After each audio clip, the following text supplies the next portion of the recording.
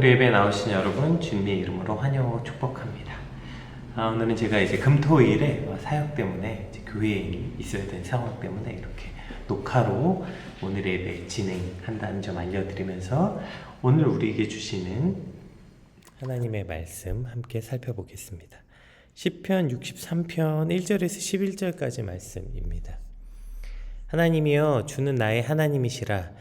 내가 간절히 주를 찾되 물이 없어 마르고 황폐한 땅에서 내 영혼이 주를 갈망하며 내 육체가 주를 앙모하나이다. 내가 주의 권능과 영광을 보기 위하여 이와 같이 성소에서 주를 바라보았나이다. 주의 인자하심이 생명보다 나음으로 내 입술이 주를 찬양할 것이라. 이러므로 나의 평생에 주를 송축하며 주의 이름으로 말미암아 나의 손을 들리이다. 골수와 기름진 것을 먹음과 같이 나의 영혼이 만족할 것이라. 나의 입이 기쁜 입술로 주를 찬송하되 내가 나의 침상에서 주를 기억하며 새벽에 주의 말씀을 작은 소리로 읊조릴 때에 하오리니 주는 나의 도움이 되셨음이라. 내가 주의 날개 그늘에서 즐겁게 부르리이다. 나의 영혼이 주를 가까이 따르리니 주의 오른손이 나를 붙드시거니와 나의 영혼을 찾아 멸하려 하는 그들은 땅 깊은 곳에 들어가며 칼의 세력에 넘어져 승냥이의 먹이가 되리이다. 왕은 하나님을 즐거워하리니 주께 맹세한 자마다 자랑할 것이나 거짓말하는 자의 입은 막히리로다. 아멘. 오늘 본문은 이것을 이제 다윗의 광야의 노래라고도 부릅니다. 1절에 나온 것처럼 이제 황폐한 땅, 그 광야에서 하나님을 간절히 소망하는 다윗의 심정을 담은 비탄시가 바로 시편 63편입니다.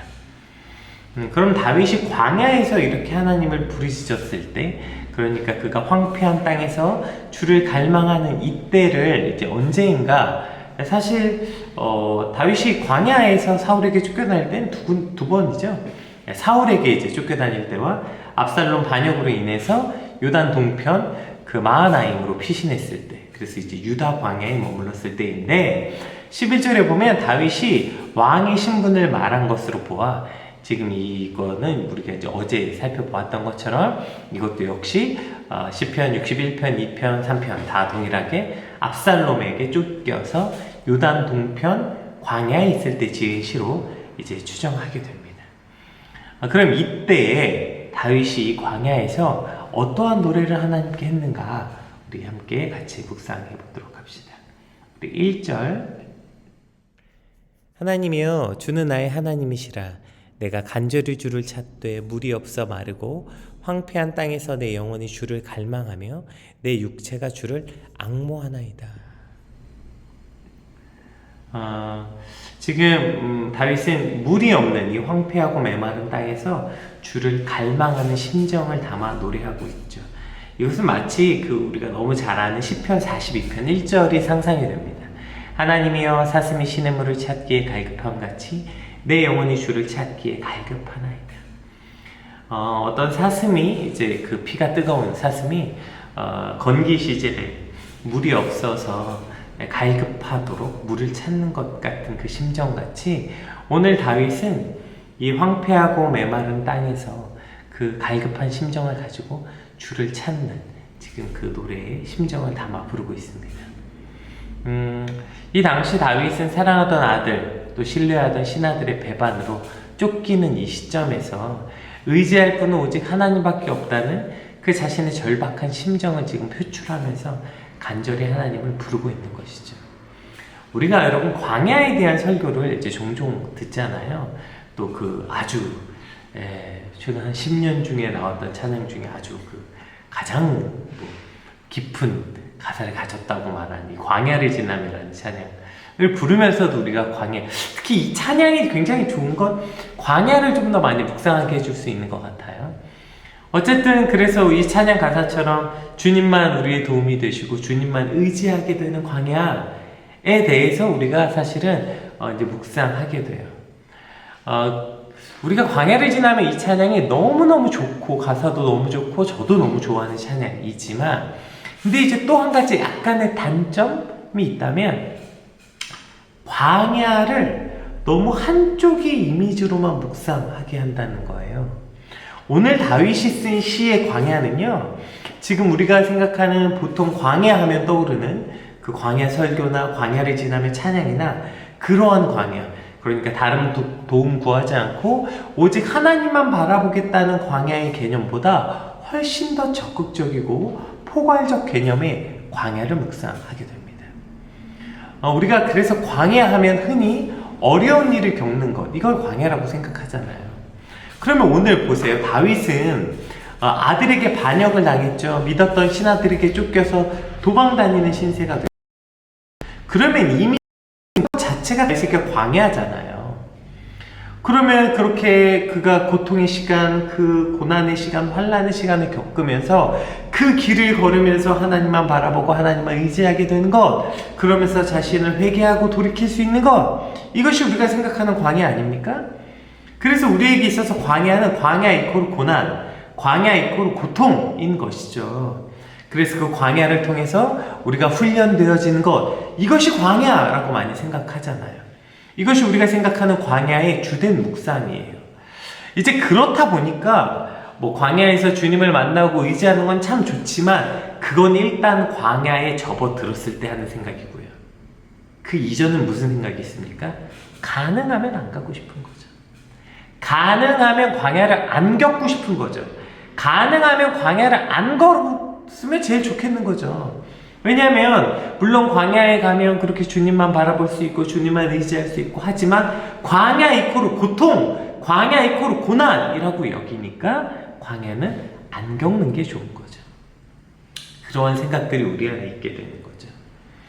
그런데 오늘 본문은 광야 때문에 힘들고 광야 때문에 고통스러운 것이 아니라 오히려 가장 고통의 순간에 있는 다윗을 하나님은 광야로 인도하셨다는 거예요.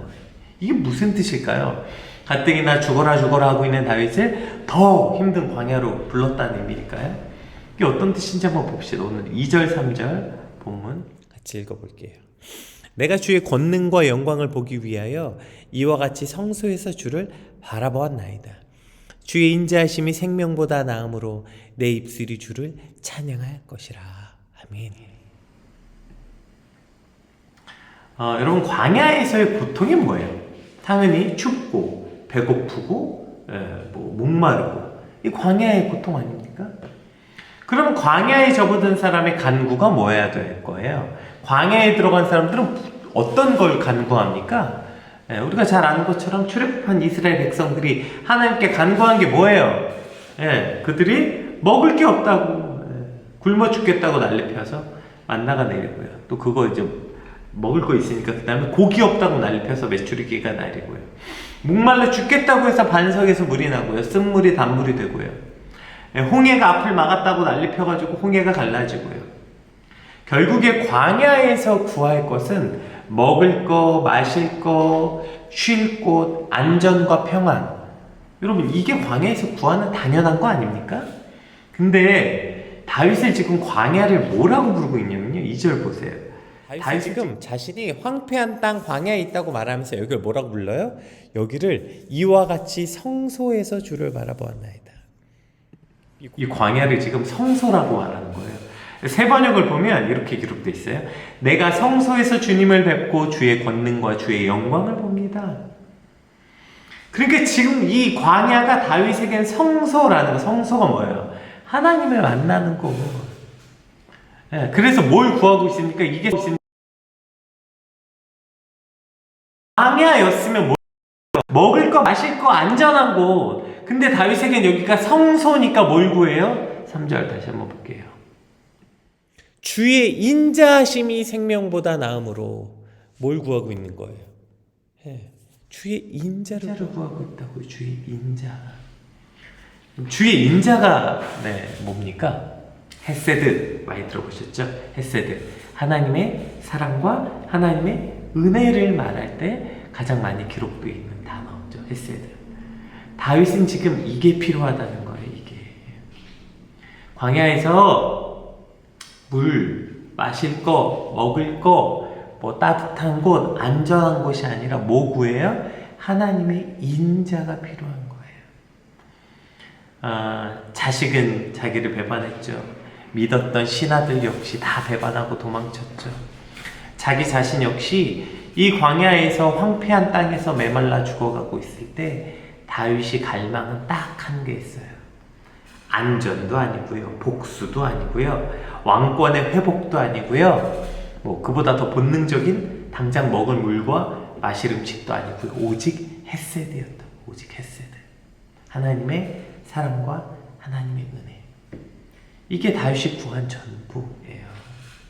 여러분, 모두 인생을 살다 보면 다윗과 같은 순간, 그래서 모든 것을 잃는 순간들이 있죠. 다윗은 지금 자신이 누리고 있던 모든 것을 잃었어요. 왕이라는 자리도 잃어버렸고요, 사랑하는 아들도 잃어버렸고요, 그가 함께 젊음을 나누었던 전우들이나 함께 이 나라를 만들었던 그 신하들도 잃어버렸죠. 그때 다윗이 광야를 통해 하나님을 발견하고 회복해서 왕권을 구하고 있는 게 아니에요. 그 모든 것을 잃어버린 순간 다윗은 그 광야에서 딱 한 가지 구하는 거예요. 바로 헤세드. 하나님의 은혜와 하나님의 사랑. 이것만 구하는 거죠. 왜요? 다윗은 뭐가 필요한지를 정확히 알았기 때문이에요. 어쩌면 그것은 다윗이 이미 사울 시대에 사울을 겪으면서 그가 광야에서 이것을 경험했어서 그랬을 수도 있겠죠. 어쨌든 다윗은 지금 그 모든 걸 잃어버린 그 순간에 내가 뭘 구해야 되는지 알고 있는 거예요. 여러분, 인생을 살다 보면 돈을 잃기도 해요. 사기를 당하기도 하고요, 사업이 실패하기도 하고요, 직장을 잃기도 하고요, 당장 먹고 살 길이 없거나 직장을 잃거나 돈을 잃거나 건강을 잃기도 해요. 여러분, 그때 우리가 무엇을 구해요? 하나님, 돈을 잃었습니다. 제 돈을 찾아주세요. 아니고요, 돈을 잃은 그 순간에 하나님의 인자하심을 구하는 거예요. 직장을 잃었어요? 하나님의 인자하심을 구하는 거예요. 건강을 잃었어요? 하나님의 인자하심을 구하는 거예요. 왜냐하면 광야에서 물이 없어도 먹을 것이 없어도 살지만 하나님의 은혜 없이는 못 산다는 고백이에요. 물론 궁극적으로는 굶어 죽을 수 있겠지만 당장 안 죽어요. 여러분, 하나님의 은혜 없이는 당장 죽어요.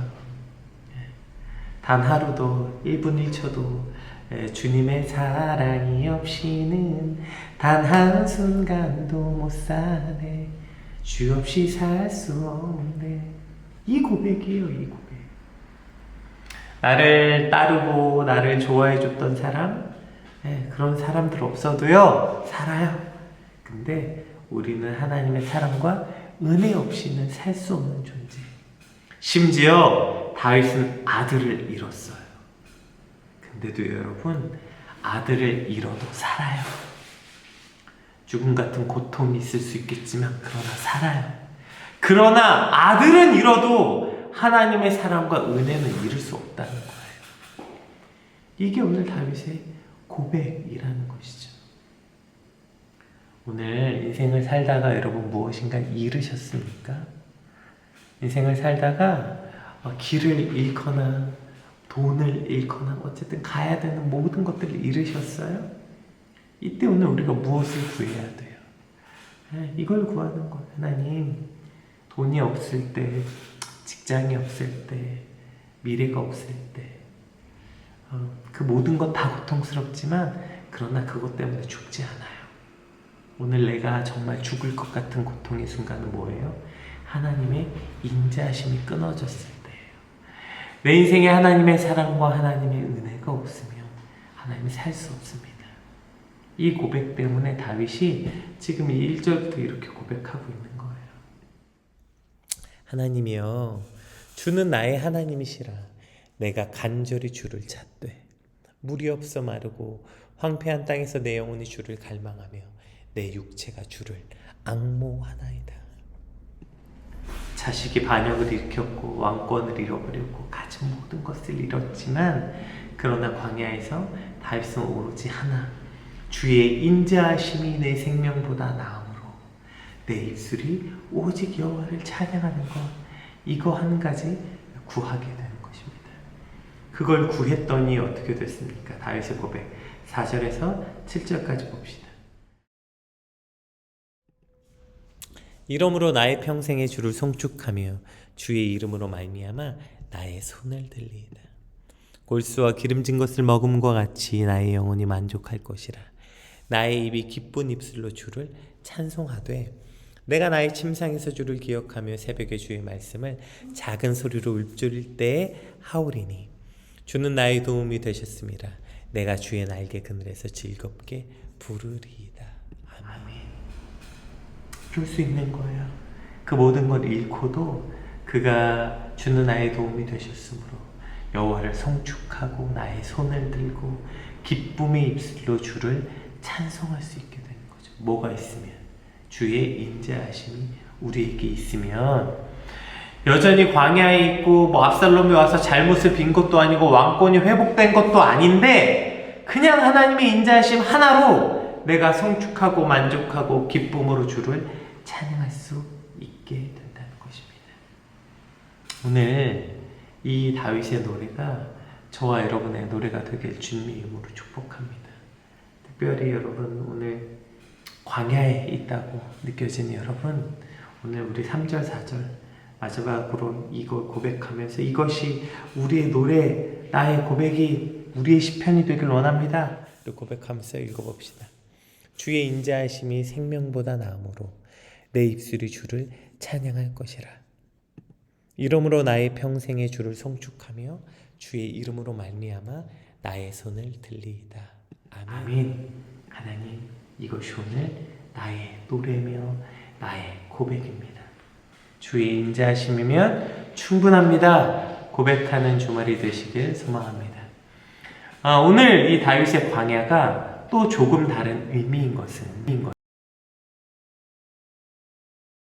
우리에게 광야, 어떤 고난 자체를 광야라고 말하잖아요. 그러면 여러분 다윗은 이미 더할 나위 없이 고난 중에 있었잖아요. 아들을 잃었고 왕권을 잃었고 와이프 다 잃었고 다 잃어버렸다고요. 그런데 굳이 광야를 또 만나야 되는 이유가 뭘까요? 이미 고난인데. 그러니까 우리에게 있어서 광야 이꼬르 고난이라면 이미 충분히 더할 나위 없는 최고의 고난 가운데 있는 다윗이 굳이 광야가 왜 또 필요하냐고요. 이미 삶이 광야인데. 그래서 오늘 본문을 통해서 하나님은 광야 이꼬르 고난이 아니라는 거예요. 다윗에게 있어서 여러분 광야는 고난이 아니라 하나님의 임재였고요. 하나님의 임재란 다윗에게 가장 큰 위로와 평안이었다고요. 그러니까 하나님은 자기 인생에서 가장 고통스러운 시간을 보내고 있는 다윗을 광야로 불러서 그곳에서 다윗을 위로하시고 다윗을 사랑하셨다는 것입니다. 그것이 오늘 다윗의 광야인 거예요. 광야는 그래서 늘 피하고 도망쳐야 될 곳이 아니에요. 광야가 위로였고 광야가 다윗에게 평안이었다고요. 8절에서 우리 마지막 절까지 한번 봅시다. 다윗의 광야는 이런 곳이었어요. 나의 영혼이 주를 가까이 따르니 주의 오른손이 나를 붙드시거니와. 나의 영혼을 찾아 멸하려 하는 그들은 땅 깊은 곳에 들어가며 칼의 세력에 넘어져 승량의 먹이가 되리이다. 왕은 하나님을 즐거워하리니 주께 맹세한 자마다 자랑할 것이나 거짓말하는 자의 입은 막히리로다. 아멘. 이게 다윗의 광야였다는 거예요. 이게 다윗이 광야에 있을 때 이런 고백들, 이런 일이 일어난다고. 나의 영혼이 주를 가까이 따르니 주의 오른손이 나를 붙들었다. 오른손, 가장 강력한 손이죠. 가장 많이 사용하는 강력한 그 주의 오른손이 우리를 붙잡고 있는 것이죠. 근데 여러분 오늘 본문에 이 일이 언제 일어났냐면 우리 6절 한 번만 볼게요. 6절. 내가 나의 침상에서 주를 기억하며 새벽에 주의 말씀을 작은 소리로 읊조릴 때 하오리니, 이렇게 되어 있죠. 이 모든 일이 언제 일어났냐면 적들이 쫓아오고 수많은 고민들로 인해 홀로 잠 못 드는 그 외로운 밤, 그 그 침상에서 그 고독한 시간에 하나님이 찾아오신 거예요. 내가 나의 침상에서 주를 기억했다. 다윗의 침상이 어땠겠어요? 그 고독하고 잠 못 드는 그 외로운 곳. 그래서 광야였다니까 여기가. 그 홀로 외로운 시간에 그곳에서 하나님은 다윗을 만나 주셨고요. 여기가 제일 다윗의 상태, 이게 마음 아픈 것 같아요. 새벽에 주의 말씀을 작은 소리로 읊조릴 때 큰 소리도 못 외쳐. 심령이 눌리고 지독한 외로운 가운데 여러분 큰 소리로 외치지도 못해요. 그 홀로 외로운 시간에 작은 소리로 읊조릴 때 큰 소리로 부르짖을 수도 없어서 내면의 소리로 주를 외칠 때 마치 아이가 잘 때 작은 뒤척임에도 달려가서 아이를 살피는 아버지의 마음으로 하나님은 광야에서 다윗을 살펴주셨다고요. 그러려고 광야로 부르신 거예요. 너 가뜩이나 힘들어 죽겠는데 광야에서 한번 죽어봐라. 이래서 광야로 부르신 게 아니라요. 광야는 다윗에게 위로의 공간, 위로의 장소였다고요. 그 광야는 하나님과 가장 가까운 곳, 하나님을 가장 잘 느끼고 하나님과 가장 친밀한 곳. 7절 봅시다. 그렇게 은밀하고 외로운 곳에서 주를 불렀더니 주는 나의 도움이 되셨습니다. 내가 주의 날개 그늘에서 즐겁게 부르리이다. 여러분, 살다 보면 인생의 광야의 순간들을 맞게 되죠. 정말 잠 못 드는 밤 외로이 홀로 주님 앞에 서 있을 때가 있죠. 큰 소리로 부르짖지 못한, 그래서 잠잠히 부를 수밖에 없는 그곳. 하나님이 저와 여러분을 그 광야로 부르신 건요, 그냥 고통 때문에 그냥 고통 가운데서 하나님을 더 부르짖어라가 아니라 우리를 그 광야에서 만지시고 위로하시고 광야에서 살리시려고 부르셨다는 거예요.